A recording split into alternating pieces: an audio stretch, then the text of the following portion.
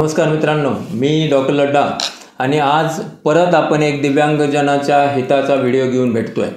मित्रांनो, मागच्या काही दिवसांमध्ये स्वावलंबन संकेतस्थळ हे बंदच होतं आणि त्याच्यामुळे काही दिव्यांगजनांना या गोष्टीचा अडथळा, या गोष्टीची अडचण पण जाणवत होती। काही करेक्शन्स असतील किंवा नवीन अप्लाय करणं असेल UDI कार्ड, या सगळ्या गोष्टींमध्ये दिव्यांगजनांना थोडीशी अडचण येत होती। पण काही दिवसांमध्ये वेबसाईट चालू झाली आणि या वेबसाईटला जर आपण आता केअरफुली व्हिजिट केलं आणि केअरफुली जर बघितलं आणि या संकेतस्थळाला जर आपण व्हिजिट केलं आणि पाहिलं तर या वेबसाईटवर भरपूर चांगले बदल जे की आपल्या उपयोगाचे आहेत असे केलेले आहेत। तर याच्यासाठी सगळ्यात पहिल्यांदा आपल्याला काय करायचे की इथं लॉग इन म्हणून एक ऑप्शन आहे। त्या लॉग इन ऑप्शनवर आपल्याला क्लिक करायचे। आपल्याला लॉग इन दोन प्रकारचं आहे। एक तर स्वतः दिव्यांगजनासाठीच एक लॉग इन आहे आणि दुसरं डिपार्टमेंटल लॉग इन आहे। डिपार्टमेंटल लॉग इन म्हणजे ज्यावेळेस आपण UDI ॲप्लाय करतो त्यावेळेस आपली पूर्ण प्रक्रिया करण्यासाठीचं जे लॉग इन असतं ते डिपार्टमेंटचं असतं आणि आपल्यासाठीचं लॉग इन म्हणजे UDI साठीचं डिसेबलचं स्वतःचं लॉग इन। आपलं लॉग इन करत असताना जे जुने युजर्स आहेत त्यांना, म्हणजे ज्यांचं ऑलरेडी UDI कार्ड आलेलं आहे त्यांच्यासाठी लॉग इन करत असताना आपलं एनरोलमेंट नंबर तिथं लिहायचा आहे, आपली डेट ऑफ बर्थ तिथं लिहायची आणि जो कॅप्टा आहे तो लिहिल्यानंतर आपण लॉग इन करतो आहे आणि आपलं लॉग इन झाल्यानंतर आणि खाली कॅप्टा म्हणजे हे प्लस हे असं लिहून आपण लॉग इन करतो आहे। आपण लॉग इन केल्यानंतरच आपलं पेज उघडतं आहे, ते पेज आपल्या स्क्रीनवर आपण पाहत आहे।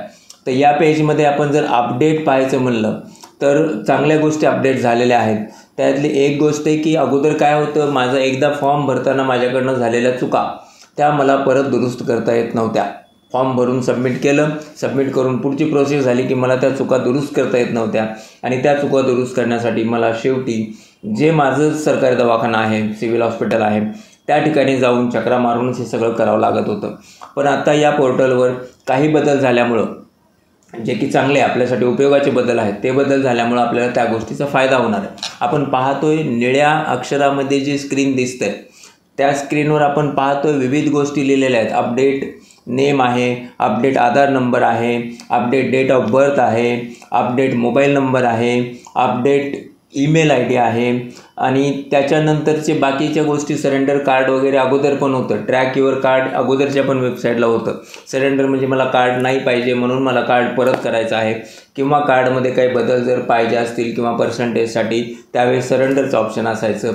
आता त्याच्यामध्ये आणखीन एक नवीन ऑप्शन आलं आहे, ते ऑप्शन म्हणजे डॉक्टरनी नेमकं डायग्नोसिस कसं केलं आपलं आणि त्याच्यानुसार दिव्यांग टक्केवारी कशी ठरवली याबद्दलचं एक आपल्या उपयुक्त एक ऑप्शन त्याच्यामध्ये आलं आहे। डाउनलोड डॉक्टर डायग्नोस्टिक सीट ही एक गोष्ट आपल्यासाठी फायद्याची आहे।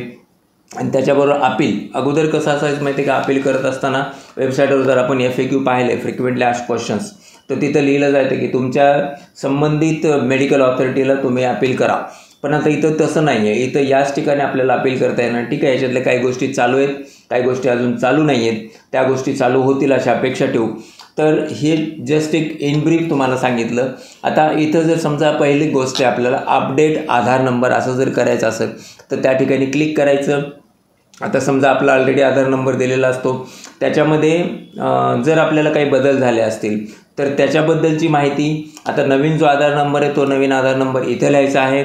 त्याच्यानंतर त्याच्यासाठीचा ID प्रूफ आपण इथं आधार नंबरच ID प्रूफ म्हणून निवडू। त्याच्यानंतरची फाईल जो आपल्या हातामध्ये आधार नंबरची फाईल आहे ते आधार नंबरची फाईल इथं अपडेट करायची आणि त्याच्यानंतर इथं 3 ऑप्शन्स येत आहेत। त्या 3 ऑप्शन्सपैकी तर त्याच्यासाठीच ऑप्शन आहे the previously provided Aadhaar number was incorrect. मी जो अगोदर आधार नंबर दिला होता तो करेक्ट नव्हता किंवा त्यावेळेस मी आधार नंबर अपलोडच केला नव्हता। या दोन्ही कारणापैकी जे कोणतं कारण असेल किंवा एनी अदर आणखीन कारण असेल, हे कारण त्या ठिकाणी पुट करायचं आणि त्याच्यानंतर हे जनरेट OTP जे आहे या ठिकाणी क्लिक करायचं। या ठिकाणी क्लिक केल्यानंतर आपल्या मोबाईलवर OTP येईल आणि त्याच्यानंतर पुढची प्रक्रिया करून आपण आपला आधार नंबर आपल्या UDI कार्डसाठी अपडेट करू शकतो। त्याच्याचबरोबर डेट ऑफ बर्थ पण अपडेट करता येते। तर जसं की माझे डेट ऑफ बर्थ इथं लिहिलेले आहे, तर समजा जर माझ्याकडनं फॉर्म भरत असताना काही जर करेक्शन म्हणजे चूक झाली असेल आणि ते मला करेक्ट करायचं आहे, तर समजा माझ्याकडनं वर्ष चुकलं असेल, तारखेमध्ये एका दुसरा गोष्ट चुकली असेल, महिन्यात चुकले असेल, तर या ठिकाणी update date update date of birth असं लिहिलेलं आहे, त्या ठिकाणी डेट ऑफ बर्थ लिहायची आहे. त्याच्यानंतर अपलोड डॉक्युमेंट्समध्ये या ठिकाणी आपल्याला डेट ऑफ बर्थसाठीचं ऑथेंटिक डॉक्युमेंट जे कोणतं असेल प्रूफ म्हणून, समजा की पॅन कार्ड आहे, समजा की आधार कार्ड आहे, इलेक्शन कार्ड आहे, या गोष्टीचं डॉक्युमेंट तिथं अपडेट करायचं. आणि त्याच्यानंतर इथं लिहिलेलं आहे की का करायचं, तर आपण तिथं लिहायचं की मी मागच्या वेळेस इनकरेक्ट डेट ऑफ बर्थ लिहिली होती आणि त्याच्यामुळे यावेळेस करेक्ट करायची. परत तीच प्रोसेस, जनरेट OTP लिहायचं. जनरेट OTP लिहिल्यानंतर आपल्या मोबाईलवर OTP येईल आणि तिथून आपण तो OTP इथं पुट करून आपण पुढची प्रक्रिया करून घ्यायची आहे. त्याच्यानंतर इथं मोबाईल नंबर पण अपडेट आपल्याला करता येतो. समजा मोबाईल नंबर बदललेला असतो, सिम बदललेला असतं, तर ती पण प्रक्रिया आपल्याला इथं करता येते. तर त्याचबरोबर मोबाईल नंबरसारखंच ईमेल ID पण आपल्याला इथं अपडेट करता येतो आहे. सरेंडर कार्ड याच्याबद्दलचा एक वेगळा व्हिडिओ मी बनवलेला आहे, तो व्हिडिओ पण पाहू शकता. आता ज्यावेळेस मी नवीन कार्ड अप्लाय करतो त्यावेळेस नेमकं माझ्या कार्डची कंडिशन काय, माझं कार्ड जर जनरेट झालं तर त्या कार्डची आजची सिच्युएशन काय, या सगळ्या गोष्टीची माहिती या ठिकाणी मिळते. ट्रॅक युअर कार्ड, इथं ते माझ्यासाठी तर ब्लँक दाखवतं आहे. आता त्याच्यानंतर आणखीन एक गोष्ट नवीन आलेली आहे, जे की आपण पाहतोय असंख्य कार्ड केराच्या ढिगाऱ्यामध्ये, याच्याबद्दल पण आपण पाहिलं. त्याच्यानंतर असंख्य जणांना जणं की 2018 पासून आतापर्यंत कार्डच मिळालेलं नाही आहे, अशा असंख्य गोष्टी आहेत. आणि कार्ड नाही मिळालं, आपण प्रिंट केलं, इथं पण लिहिलं आहे FAQ की तुमचं प्रिंट केलेलं कार्ड हे व्हॅलिड आहे, तरी पण मग ST मधून उतर खाली उचल उतर हे सगळ्या गोष्टी आपण पाहिलेल्या आहेत, भोगलेल्या आहेत. तर आता इथं जर कार्ड मिळालेलं नसेल, कार्ड नॉट रिसिव्ड किंवा कार्ड हरवलं, तर त्याच्यासाठीच इथे एक ऑप्शन दिलं आहे आणि त्या ऑप्शनमध्ये जाऊन आपण आपल्या कार्डसाठीचं लिहायचं आहे. त्याच्यासाठी लिहिताना आधार नंबर वॉज नॉट, त्या इथं हे चुकतं आहे थोडंसं, आधार नंबर वगैरे ह्या सगळ्या गोष्टी इथं द्यायची गरज नाही, कारण मला कार्डच मिळालं नाही आहे. तर कार्ड नाही मिळाल्यासाठी ही गोष्ट आहे. आणि आता इथं त्यांनी अपलोड डॉक्युमेंट, कोणते डॉक्युमेंट अपलोड करायचे, आणि ॲक्च्युली नियमानुसार त्याच्यासाठीचा FIR दाखल करायचा असतो. जर कार्ड हरवलं तर, पण मला कार्डच नाही मिळालं तर त्यावेळेस कोणतं डॉक्युमेंट अपलोड करायचं. आपण असं समजून घेऊया की त्यावेळेस आपण आपल्या पोर्टलवरून डाउनलोड केलेलं सर्टिफिकेट आणि UTI कार्ड याच्यापैकी एक डॉक्युमेंट त्यांच्या फॉर्मॅटमध्ये अपलोड करायचं. आता दुसरी गोष्ट, ॲप्लिकेशन स्टेटस, आपण जर अर्ज केलेला असेल तर नेमकं आपल्या अर्जाचं आजची कंडिशन काय आहे, आजची स्थिती काय आहे, याच्याबद्दलची माहिती या ठिकाणी मिळते, ॲप्लिकेशन स्टेटसबद्दलची. आणि त्याच्यानंतर हे पण लिहिलं जातं आहे की या ठिकाणी एक मेसेज येतो ॲप्लिकेशन स्टेटसला क्लिक केल्यावर, UTI कार्ड डिस्पॅच्ड, म्हणजे डिस्पॅच झालेलं आहे, माझं UTI कार्ड बदललेलं आहे. Speed post tracking number can be seen on portal till 90 days, म्हणजे कार्ड दिल्यानंतर 90 दिवसापर्यंत तुमचा स्पीड पोस्ट ट्रॅकिंग नंबर तुम्हाला तुमच्या पोर्टलवर दिसेल. आता 2018चं कार्ड आहे, आतापर्यंत मिळालेलं नाही आहे, मग तो ट्रॅकिंग नंबर कुठं शोधायचा, हा एक किंतु परंतुचा विषय आहे.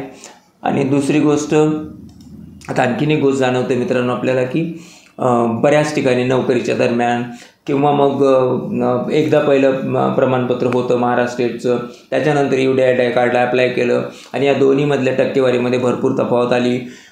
ज्यावेळेस एखादं नीट थ्रू सिलेक्शन होतं किंवा नोकरीमध्ये सिलेक्शन होतं त्यावेळेस त्यांच्यातर्फे मेडिकल बोर्डाला पाठवलं जातं आणि त्या मेडिकल बोर्डाकडनं परत रिअसेसमेंट होतं आणि या सगळ्या गोष्टीमध्ये तफावत येते. तर त्याच्यासाठीची एक गोष्ट आहे की आपल्याला आता याच पोर्टलवर ॲप्लाय फॉर रिअसेसमेंट असं एक ऑप्शन आहे, ते अजून चालू नाही झालेलं, त्या ठिकाणी कमिंग सून लिहितं आहे. पण हे ऑप्शन आपल्यासाठी, सर्व दिव्यांगजनासाठी ज्याच्यावर अन्याय होतो आहे किंवा ज्यांना वाटतं आहे अन्याय झाला त्यांच्यासाठी मात्र हे ऑप्शन खूप कामाचं राहणार आहे. त्याच्यानंतर आणखीन एक गोष्ट इथं अपील म्हणून येते, माझ्या टक्केवारीसाठी मला अपील करण्यासाठी डिस्ट्रिक्ट ऑथॉरिटी वगैरे यांना भेटा, असं मागच्या वेबसाईटचं जर आपण फ्रिक्वेंटली क्वेश्चन जर पाहिले तर त्यावेळेस लिहित होतं.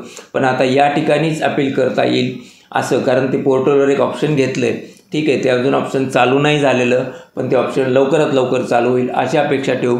आणि आपल्यासाठी जी होणारी हॅरॅसमेंट होती, इकडून जा तिकडं जा, नेमकं कुणाला मांडा, कधी मांडा, मांडल्यानंतर त्याचं उत्तर कधी येईल, किती दिवस वाट बघा, परत किती चक्रा मारा, तर या सगळ्या गोष्टीमुळं जो होणारा दिव्यांगजनाला त्रास होता तो कमी होईल अशी अपेक्षा आपण या वेबसाईटला बघितल्यावर तरी ठेवू.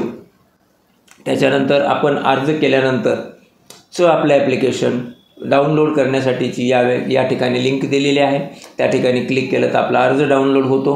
त्याच्यानंतर अर्जाबरोबरच एक रिसिप्ट असते, पावती असते, तुम्ही अर्ज केलेला आहे आणि त्या पावतीवर लिहिलेलं पण असतं तुम्ही अर्ज केला आणि तुमच्या या दवाखान्यामध्ये तुम्ही जाऊन तुमचं असेसमेंट करून घ्या. तर हे सगळं झाल्यानंतर आपण आता थोड्या वेळापूर्वी बोललो होतो की 2 लॉग इन असतात, ऑफिशियल लॉग इन. मग त्या ऑफिशियल लॉग इनवरून जाऊन त्या ठिकाणचा सिव्हिल हॉस्पिटलचा जो काही कन्सर्न स्टाफ आहे आपली सगळी असेसमेंट केल्यानंतर आपली पूर्ण माहिती त्या ठिकाणी भरतो आणि त्याच्यानंतर आपलं डिसॅबिलिटी सर्टिफिकेट आणि UDATA कार्ड जनरेट होतं. तर डिसॅबिलिटी सर्टिफिकेट आणि UDATA कार्ड या ठिकाणाहून आपल्याला डाउनलोड करून घेता येतं. त्याला क्लिक केलं की ते डायरेक्ट डाउनलोड होतं आपल्या मोबाईलमध्ये किंवा डेस्कटॉपमध्ये, ते सेव्ह होतं. आणि त्याचबरोबर सगळ्यात महत्त्वाची गोष्ट येते, याच्यामध्ये 3 गोष्टी महत्त्वाच्या झाल्यात, मला आवडल्यात त्या गोष्टी. अपील करता येतं, रिअसेसमेंटसाठी इथंच अप्लाय करता येतं, माझ्यावर अन्याय झाला आहे. आणि तिसरी गोष्ट, मला माझी डिसॅबिलिटी कशी ठरवली गेली, टक्केवारी बरोबर आहे का, असेल तर कोणत्या बेसिसवर आहे, नसेल तर का नाही, या सगळ्या ज्या माझ्या मनातल्या प्रश्न आणि त्याचे उत्तर या सगळ्या ज्या गोष्टी आहेत त्याच्यासाठीची एक महत्त्वाची गोष्ट म्हणजे डाउनलोड डॉक्टर डायग्नोस्टिक शीट. ठीक आहे, ही गोष्ट पण अजून या ठिकाणी नाही आहे. त्या ठिकाणी कमिंग सून लिहिलं आहे, पण जर कमिंग सून असेल तर जर मी माझं पोर्टल उघडतो आहे आणि त्या ठिकाणी जर डायग्नोस्टिक शीट असं जर काही येत असेल फाईल, तर त्या फाईलवर क्लिक केल्यानंतर ती आपल्यासाठी डाउनलोड होईल आणि आपल्याला आपली स्वतःची डिसॅबिलिटी कशी मोजली गेली याच्याबद्दल स्वतःच अभ्यास करता येईल. तर या गोष्टी स्वावलंबन वेबसाईटवर चांगल्या झाल्यात आणि म्हणून दिव्यांगजनांना स्वतःचं काम पळापळी न करता बरेच कामं करण्यासाठी या नवीन सुधारलेल्या संकेतस्थळाचा उपयोग होईल, मदत होईल. तर हे जे नवीन स्वावलंबनचं जे काही रूपडं बदललं आहे त्याच्याबद्दल दिव्यांग बांधवांना माहिती व्हावी त्याच्यासाठीचा हा एक व्हिडिओ आवडला असेल तर व्हिडिओला लाईक करा आणि चॅनलला सबस्क्राईब करा. धन्यवाद मित्रांनो.